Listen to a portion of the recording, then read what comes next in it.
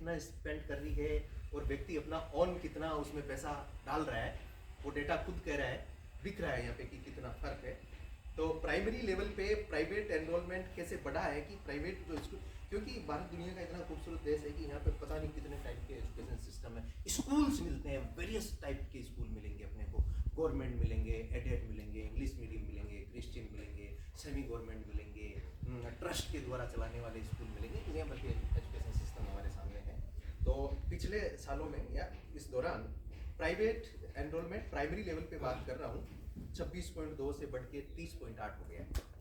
यानी कि primary education की भी बात करें पहली से पांचवी तक की, तो लोग प्राइवेट एजुकेशन सिस्टम की तरफ भाग रहे हैं।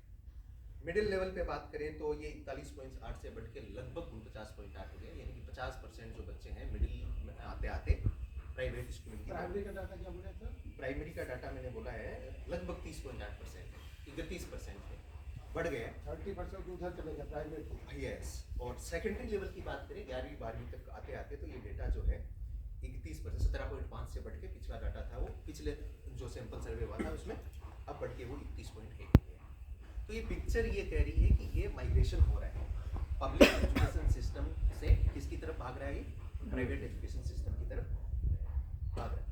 अब जब ये हो रहा है तो इसका इफेक्ट क्या है, तो वो जो कॉस्ट है, एजुकेशन की कॉस्ट है, आप एजुकेशन एक्वायर करते हैं उसकी कॉस्ट रेज हो रही है। वो कैसे हो रही है, रूरल एरिया जो है उसमें 28.3% ऑफ स्टूडेंट पे फॉर्मल फी बियॉन्ड बेसिक स्कूलिंग, यानी कि उसको जो सरकार कहती है कि फ्री एंड कंपलसरी एजुकेशन है वो सुलभ नहीं है, उसको उधर पैसा पे करना पड़ रहा है। अर्बन एरिया में ये कॉस्ट और बढ़ जाती है, यानी कि शहरी एरिया में बढ़ के ये कॉस्ट उसकी 38.2 जो है वो हो जाती है। और इसका बहुत सारी हिडन कॉस्ट है इसमें,